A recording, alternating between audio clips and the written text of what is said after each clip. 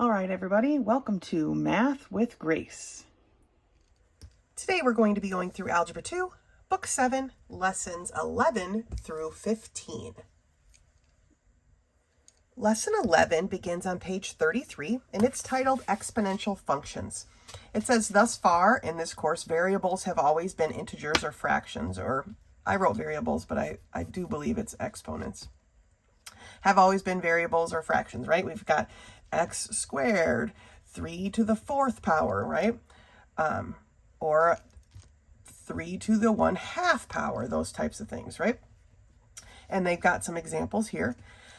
But an exponential function has a variable as its exponent, okay? Y equals 2 to the x power is an exponential function. I'm sure you've heard of exponential functions.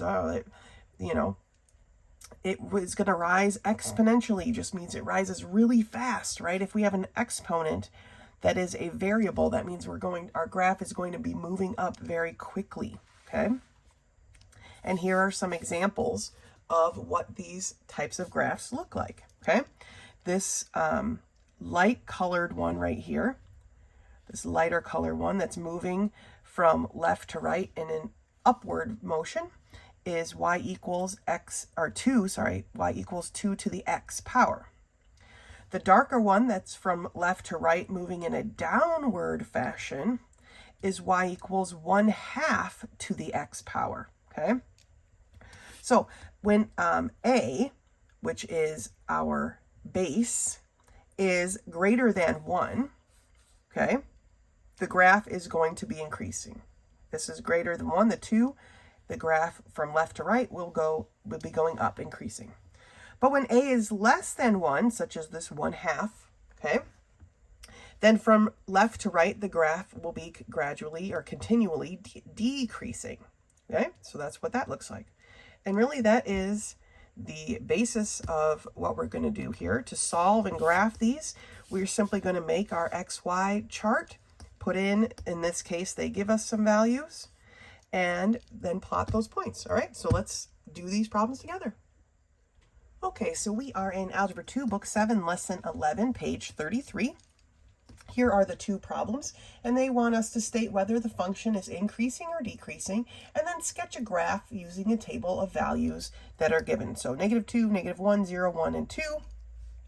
So increasing or decreasing, right? Is our base greater than 1? In this case, it is greater than 1, so we are going to be increasing for number 1. For number 2, though, our base is a 1/4, and so it's going to be decreasing. And a simple arrow is fine with me in answering those questions. So that being said, let's start with number 1. Y equals 3 to the x power, okay? And we are going to be putting in the values that they gave us for x to solve for y. Sorry, I got a little avalanche going here.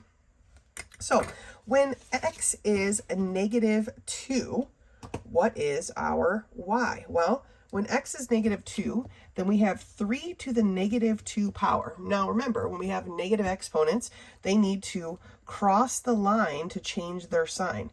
So this is going to be a 1/3 to the 2 power, or 3 squared, or 1/9, okay?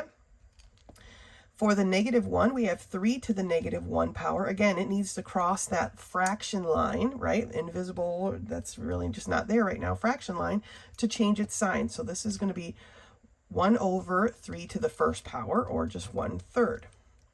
Now, 3 to the 0 power, remember, any number raised to the 0 power is just a 1, right?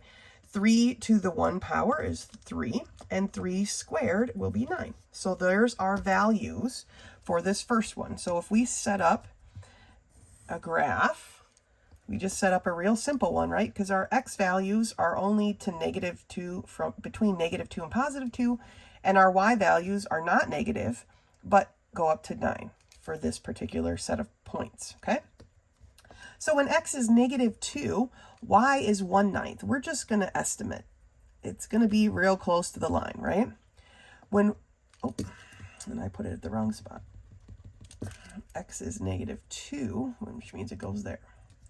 When x is -1, then our y is 1/3. So maybe right about there-ish. When x is 0, y is 1. When x is 1, y is 3. And when x is 2, y is 9. Okay? So we're just going to simply fill in our points, or fill in our line, remembering that we're never going to cross this y equals 0 line. It's just not going to happen. Okay? There we go. Let's look at number 2. We have y equals 1/4 to the x power. Now they put it in parentheses to make sure that we are taking the entire 1/4 to the x power, right? So let's take a look at this. So we have 1/4 to the -2 power, okay, for our x equals -2. How do we handle something like that? So let's work out the long math, so to speak, so you can see exactly what's happening here. So to get this positive exponent to be positive, it's got to cross the line to change its sign, right? So it becomes 1/1/4 squared, okay? Now, 1/4, the quantity squared, is 1 squared over 4 squared, so it becomes 1/16. So we have 1/1/16. Now, we can't divide by a fraction, right? So we get 1 times the reciprocal of this, or 16/1, okay? So it's just going to be 16. So whenever you have a fraction raised to a negative power, it's just this. Well, I mean, if this is a 1, obviously it makes a difference, but we just take the reciprocal and then have a positive exponent, okay? So the answer here is 16. So then 1/4 raised to the -1 power, we take the reciprocal, or 4/1 to the 1 power, so it's 4. Any number to the 0 power is a 1, okay?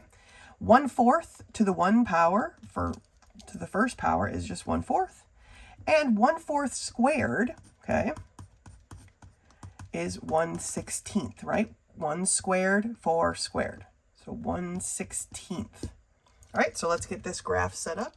All right, so this graph is quite tall because our first point here is at 16, and actually it's going to like run into our work, but that's okay. No need to waste paper, right? So when x is -2, y is a positive 16. So that point is right here for our graph, okay? When x is -1, our y value is 4. 1, 2, 3, 4. When x is 0, y is 1. When x is 1, y is 1/4. And then, you know, 2, it's 1/16. So again, we're super close to the line, but it's never going to come in contact with it. And then we just simply fill in our general arc, or, you know, swooping exponential line, okay? So our base is greater than 1. We have an increasing from left to right. It's going to be increasing. Our base is less than 1 from left to right. It's going to be decreasing, okay? If you set up your 1/4 and it's not decreasing, then you've done something wrong, okay? So decreasing.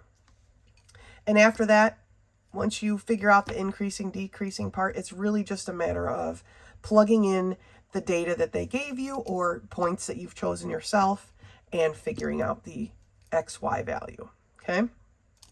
That's it for lesson 11. Go ahead and finish the review, or the remember, what's it called?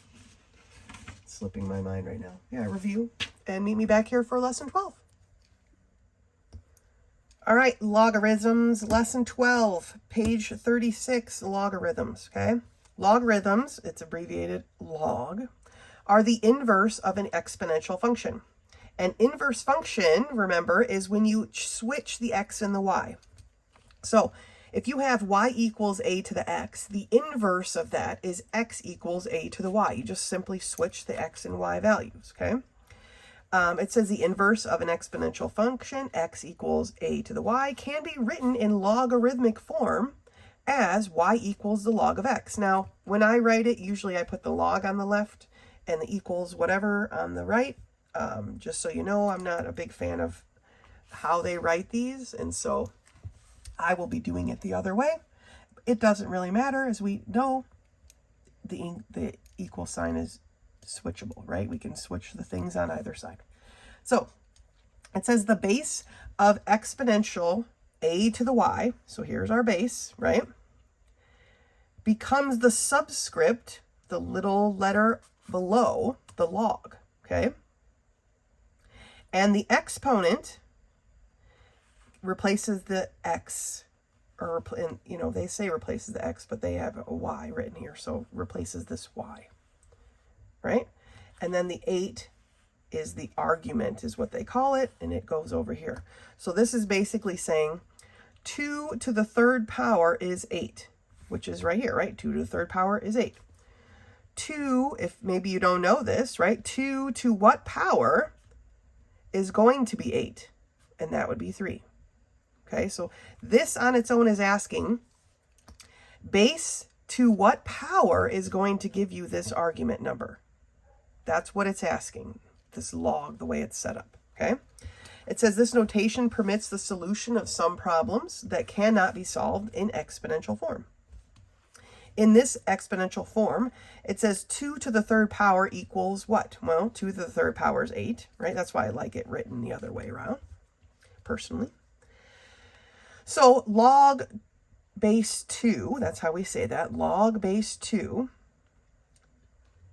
to what power then is 2 going to be equal to 8? Log base 2 of 8 is what? How do I get this 2 to be an 8? I have to take it to the power of 3. Okay? That's how we look at those. I will show you how to do this on a calculator in a moment. Okay? We're going to work on like writing them back and forth, but there's also a calculator trick that you can just put it in your calculator and solve. Okay? So now, it says logarithm asks for the power of a base that will produce the value given after the log x notation, the argument number, okay? And it says here, this is important. Note that the bases of 10 are specified here. We're specing log base 10, but normally they don't. If it just says log and then has an argument number, that means it is a base 10, kind of like how we just write the square root of 4.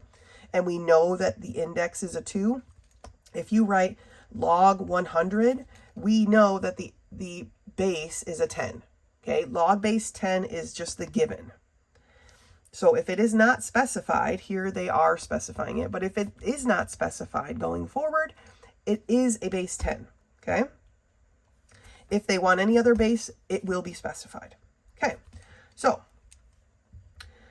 log base 2 of 16 is 4, because 2 to the fourth power is 16, okay? Log base 5 of 25 is 2, because 5 squared is 25. Okay, this is the back and forth that we have here, okay? Log base 4 of 2 is 1/2, because 4 to the 1/2 power is 2. We're just looking and back and forth. This last one here, they kind of, I don't know, their typing went a little askew, and so it's kind of messed up. But let's look at these.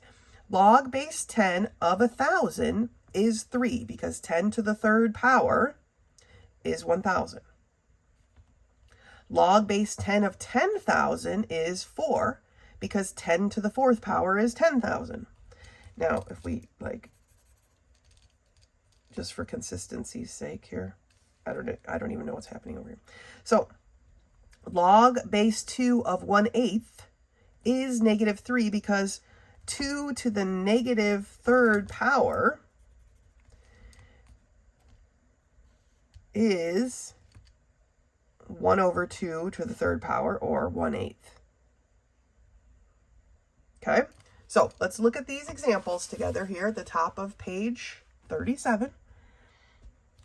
They want you to just change them. Change the logarithmic notation to exponential notation. Now, again, I like to write them the other way. So I would be writing this as 2 to the 5th power equals 32. Okay? 3 to the 4th power equals 81. 10 squared equals 100. And b to the y power equals x. Right? So that's just changing from logarithmic to exponential. Then they want you to change from exponential to logarithmic. Okay? So this one is log base 10, which you do not have to write that, of 1 million. Do I have enough zeros? No. One more? Okay. Equals 6. Okay? Log base 5, that's what our base is, of 125 equals 3. And I know they're over here. Trust me, I know. For this one, we have a log base 10, so we don't have to write the base, but then you write this part, 0.001 equals -3. And here we have log base b of x equals y. Okay? So that's the back and forth. Now, when it says evaluate, we're going to do these problems just on a calculator right here together. They basically want the equals what? That's what the evaluate means. Equals what? It's not super clear if you were just looking through this, I think, but that's what they're asking. So, pulling out my Casio, okay? There is a specific way to do these on the calculator, and it looks like this. Okay? Oh, that's not on screen. It looks like this. To put it in your calculator, you're going to set it up like this. Log of the argument divided by log of the base. Okay? So let's do that for this one. So we have, here's the log button. Automatically, it's the log base 10. So if you're doing a base 10, then you could just use the log button as it's meant to be used. But if you have a different base, then you have to use this formula. Okay? So let's do this one with just the log button. Here's mine, just as log. On the Texas Instrument, it just says log. Okay? I'm not sure which calculator you're using. If you need help, let me know. So log, because base 10 is the parameter, right, is the given, we can just put 100 in here. I like to close the parentheses and hit equal. So the answer is 2, because 10 to the 2nd power is 100. Okay? But this one here, number 2, is a little bit different because we have a base 3. So we have to put it in this way. So we're going to say log of the argument, which is 27, divided by log of the base, which is 3. Okay? I hope you can see that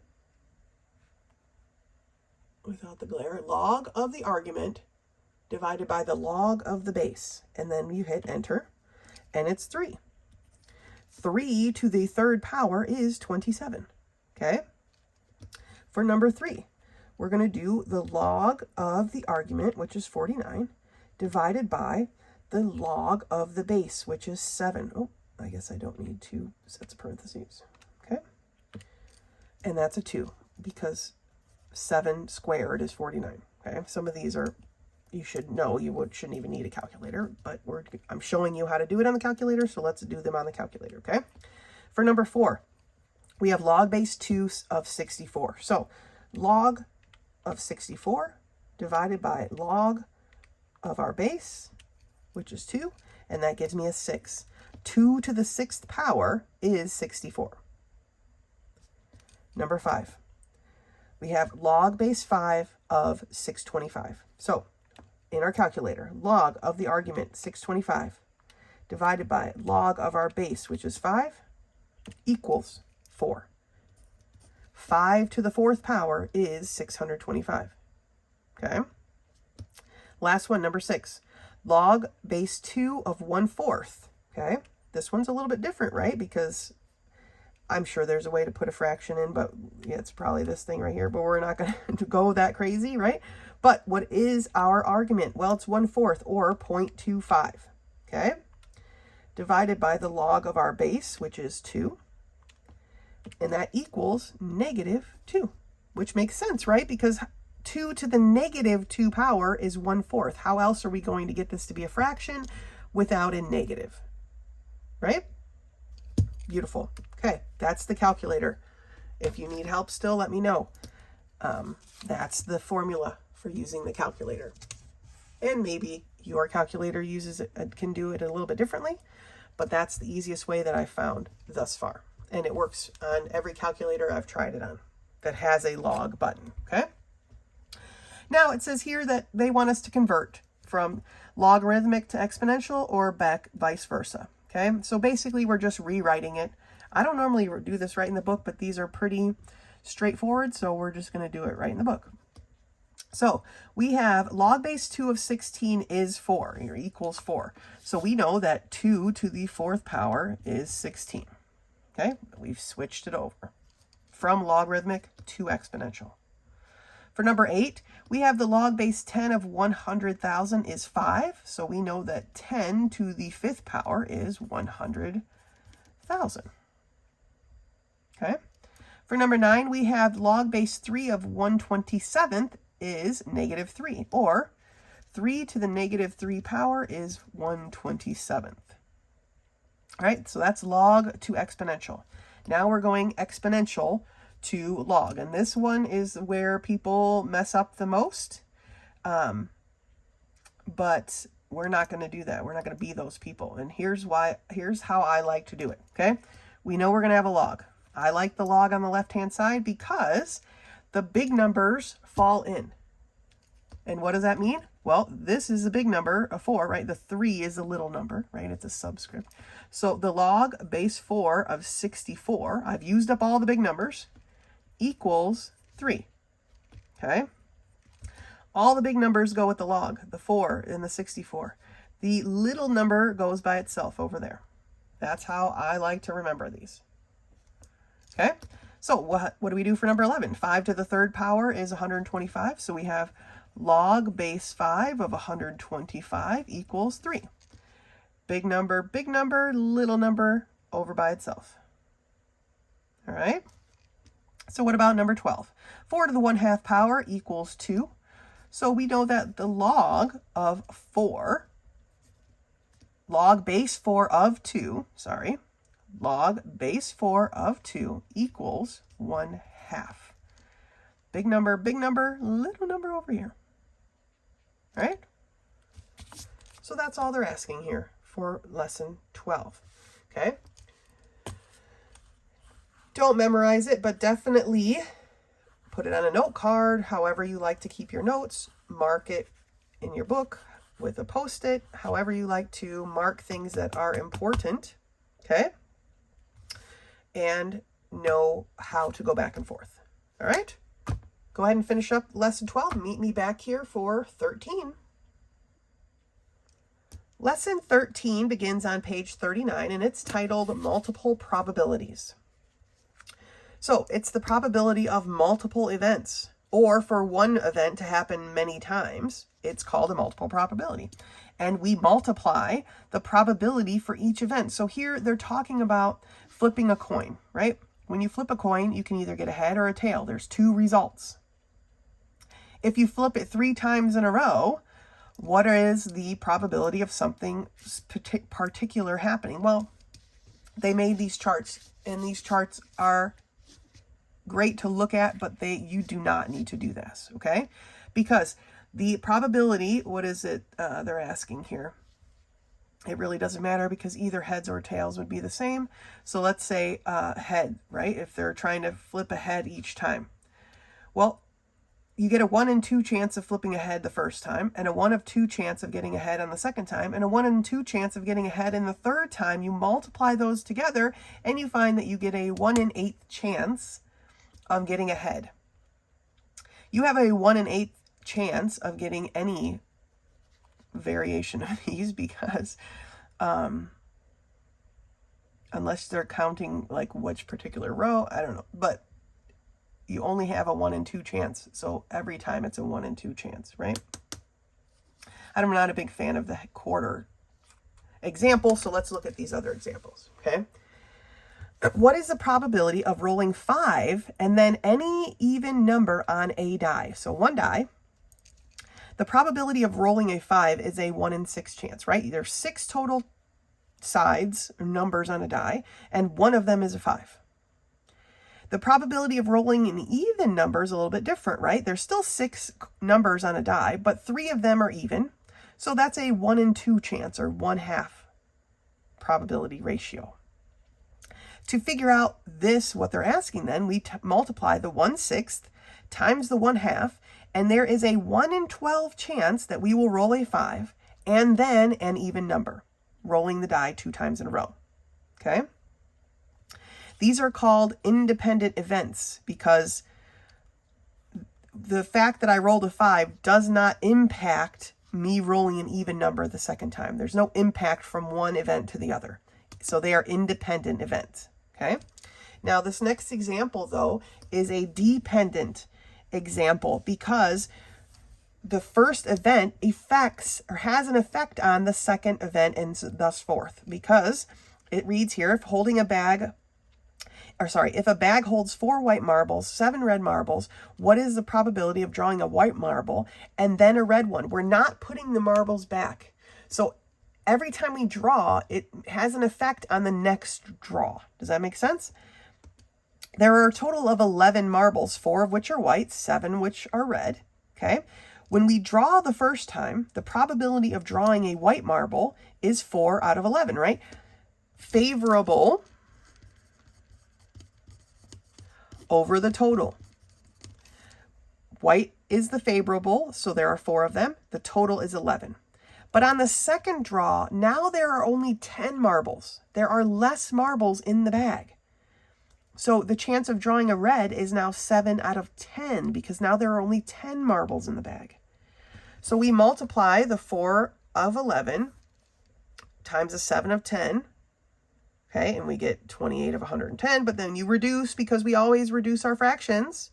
So you have a 14 in 55 chance. Now you know how much I really dislike that. I'm not sure why the book is not taking the next step here.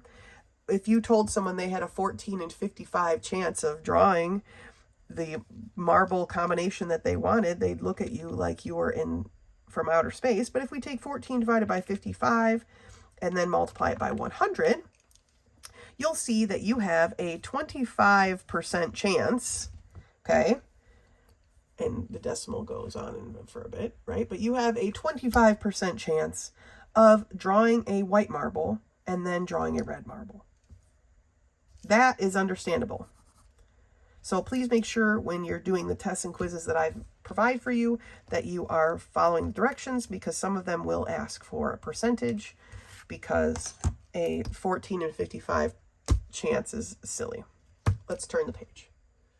So we are on page 40. I am just going to use scratch paper right here with the book because I don't feel like rewriting these problems, but it says figure the multiple probabilities. This dice combination table is on page 29 if you want to look at it, but we really don't need to, so let's not waste our time, right? But let's look at problem number 1. When rolling 2 dice at a time, what is the probability of rolling a sum of 6 followed by a sum of 7? So I guess this is kind of where that table comes in handy. Then we don't have to calculate the sums up. So let me grab that table real quick. All right, I snatched up a real quick photocopy. Oh, I lost my pencil. All right. So when rolling a dice, or 2 dice at a time, what's the probability of rolling the sum of a 6 followed by the sum of a 7? So where are our 6 sums, right? We've got, what are our chances of getting a 6, basically? Well, we have how many options, right? There's 36 options. So there's 36 options. How many of them are 6s? Well, there's 1, 2, 3, 4, 5, 6 options. Okay, so that's our first roll. We rolled. We had 5 out of 36 chance of getting a 6. Times, we still have 36 chances, 36 things, right? But this time, what about the sum of a 7? Well, there's 1, 2, 3, 4, 5, 6 of them that give us the sum of a 7. So now we do the math. 5 times 6 is 30. 36 times 36 is 1,296. Okay, we need to reduce. I'm going to put my little number sheet over here. I mean, they definitely have a 2 in common. So we've got 15 and then what, 6, 4, 8.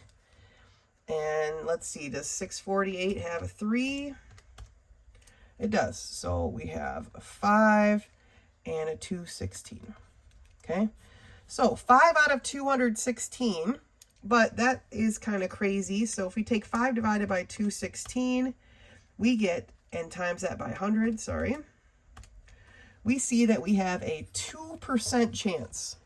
2% chance of rolling the sum of a 6 followed by the sum of a 7. 2%.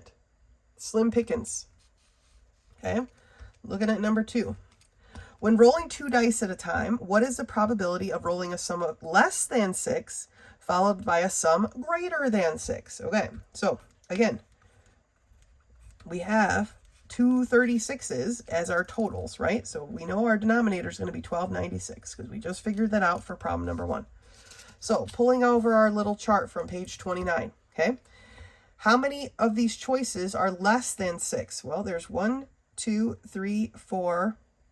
We got to stop there. 5, 6, 7, 8, 9, 10.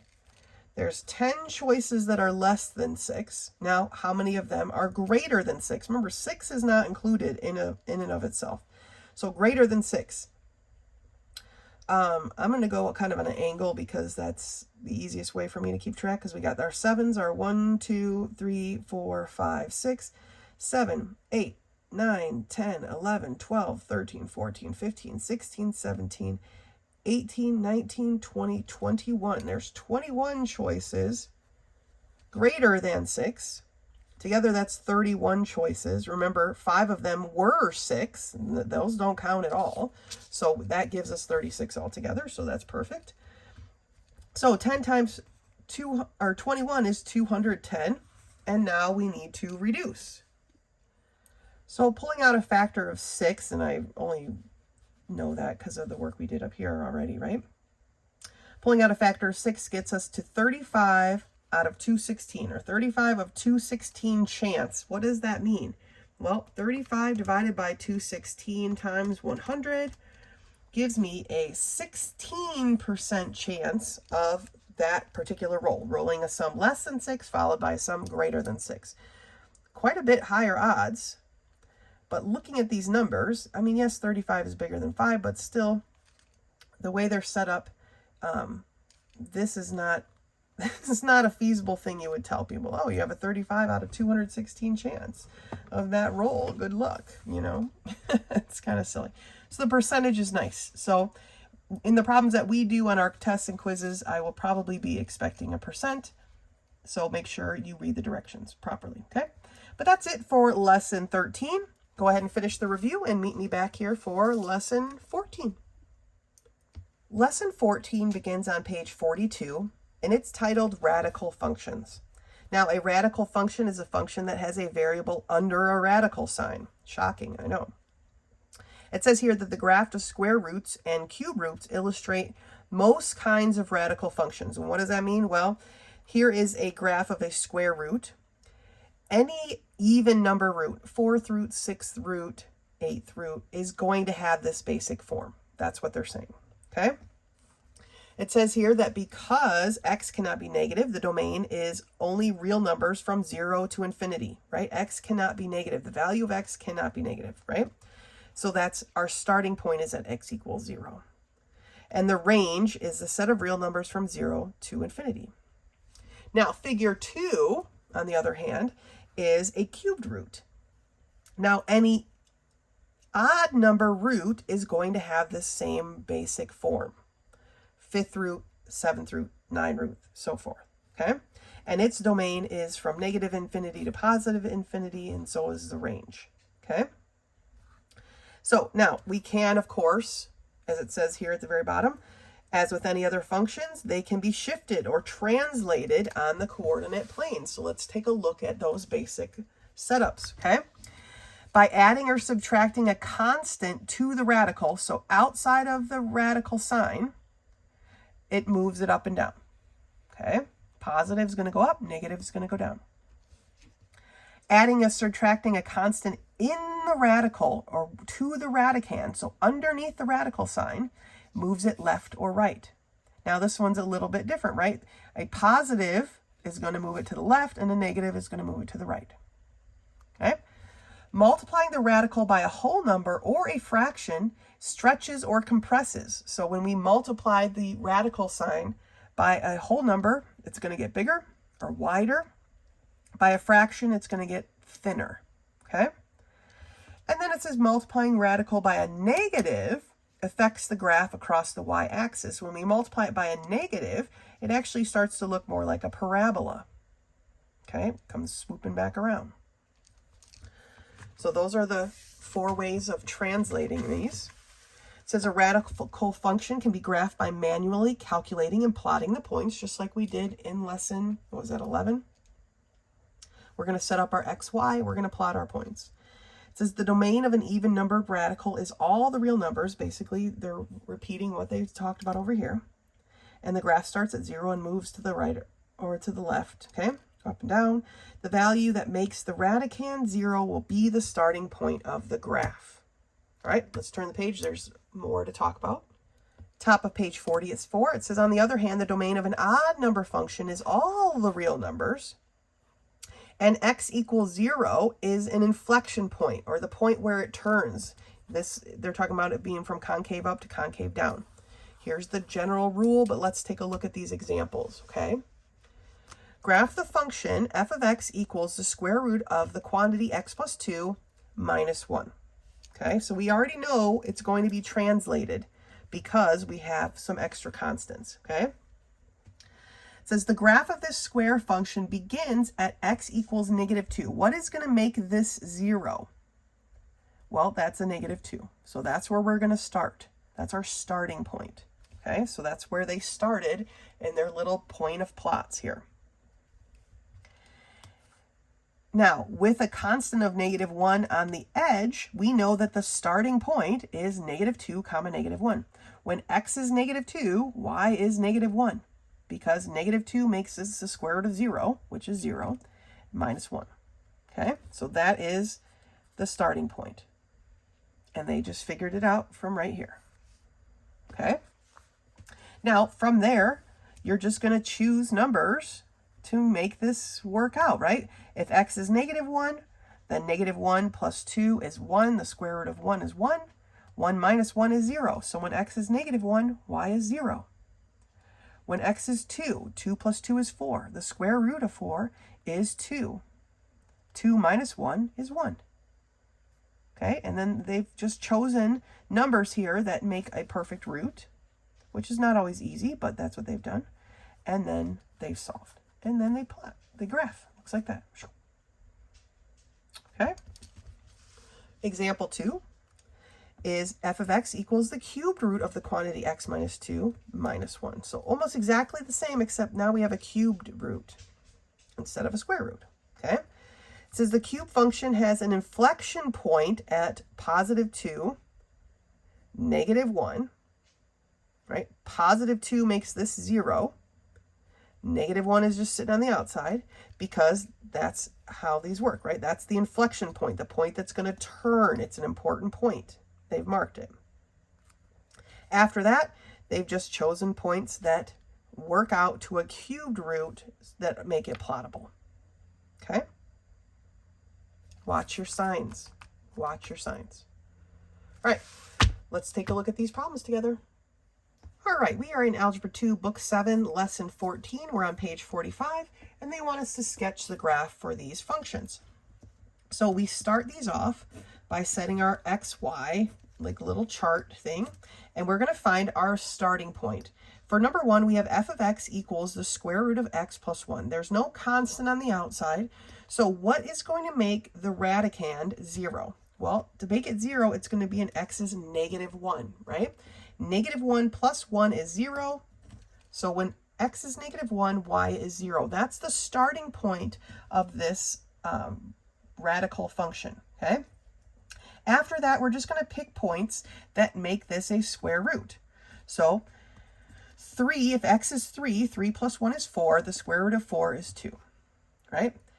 If we choose a 7, nope, not a 7.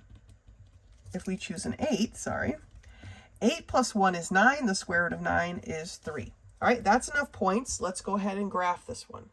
So when x is -1, y is 0. Remember, that was our starting point. When x is 3, 1, 2, 3, y is 2, 1, 2. And when x is 8, y was 3. So right here. We connect those like this. Now remember, because it's a square root, we don't have any zeros, right? So it's not going to go the other direction. But let's take a look at number 2 then. F of x equals the cubed root of x plus 2. So again, we're going to start with our xy, okay? And where is our inflection? Because now it's a cubed root, so it's not going to start somewhere, but it's going to have like a bend. It's going to have a turn in direction. And where is that? Well, that's still where this is going to be 0. So when x is a -2, okay, y becomes a 0 because -2 plus 2 is 0. The cubed root of 0, 0. Okay, this is our inflection point. And so now we have to go in either direction, one way or the other, right? So let's start with positives and then we'll go to the negatives, okay? When x is a positive 6, right? 6 plus 2 is 8. The cubed root of 8 is 2. Now, to get to the next one, it would have to be up to 27, right? So this would have to be a 25. 25 plus 2 is 27. The cubed root of 27 is 3. Okay, so that's points in that direction. Points in the right direction. But now let's look at points to the left, okay? What is going to make this a -8? Because remember, we can find the cubed root of a negative number because it's 3, right? It's got 3 parts. So to get this to be a -8, we would need a -10, right? -10 plus 2 is -8. The cubed root of -8 is 2. Sorry, -2, right? -2 times -2 times -2 is -8. So the -10 gives me a -2. Same thing for that 27, right? We want this to be a -27. So at -29, right? -29 plus 2 gives me a -27. The cubed root of -27 is a -3. All right, that's enough numbers. We're not going to be able to plot all of these, but let's plot some of them. All right, so here's a basic chart set up.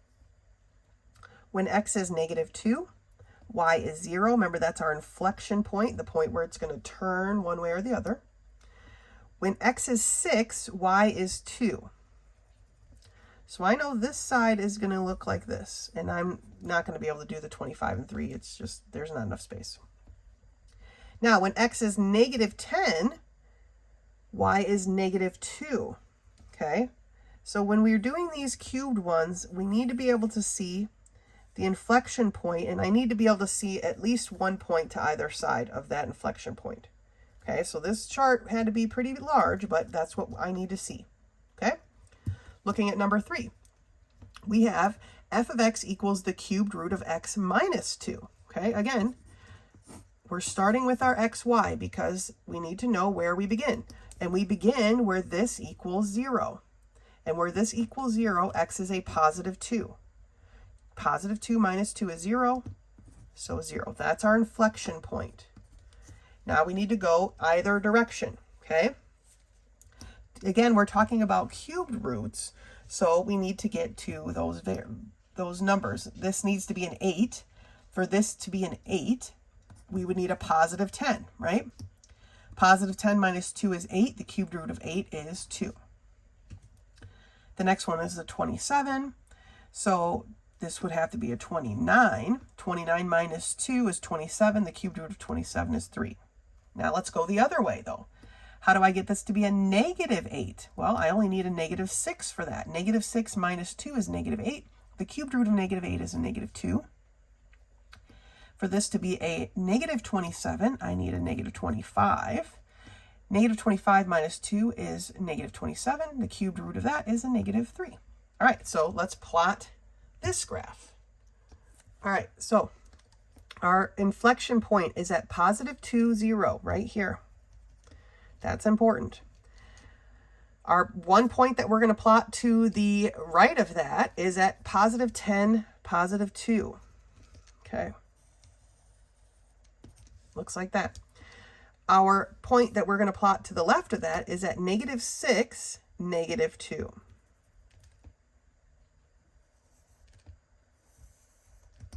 And that looks like that-ish.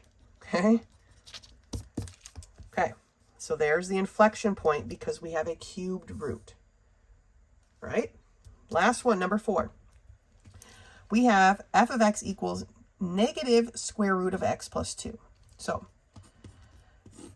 we're still setting up our xy. Where is our starting point? What makes this 0 is a negative 2. Negative 2 plus 2 is 0. The negative square root of 0 is still 0. Okay? Now, going forward, let's see what we get here. We want a square root. So positive 2 plus 2 is 4. The square root of 4 is 2. But remember, it's negative. So we're going to get a negative 2. What makes this? The next one would be 7, right? 7 plus 2 is 9. The square root of 9 is 3. Minus, so negative 3. And we can look at one more. What would that be? 16, right? I mean, that's pretty big. So, but that would be a 14 plus 2 is 16. The square root of 16 is 4. Minus, though, so it would be a minus 4. Okay? So remember, the book shows it not super clear, but it's not that we're going to have 2. It's just we're going to have the opposite. Okay? You're not going to have this part. You're going to have this part. Okay, so that being said, let's graph this one. All right, so I should have drawn it up a little bit higher, but that's okay. Our starting point is at negative 2, 0. So that's our starting point. And then our next point is at 2, negative 2. So here. And then 7, negative 3. That's as far as I'm going to go. And so it's going to look like this. Okay, so that's how we know it's negative. It's going to drop down into the y equals negative side. Okay, instead of this one that was positive, going above the y-axis, or the x-axis, sorry. This one's going to drop below the x-axis to the y is negative numbers. All right. So there we go. They didn't translate any of these. We'll save that, I guess, for another time.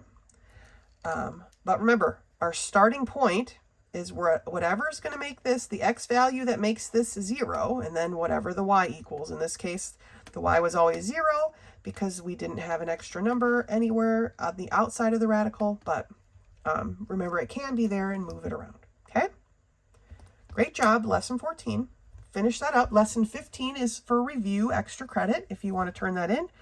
If you have any questions, please do not hesitate to contact me. Otherwise, until next time.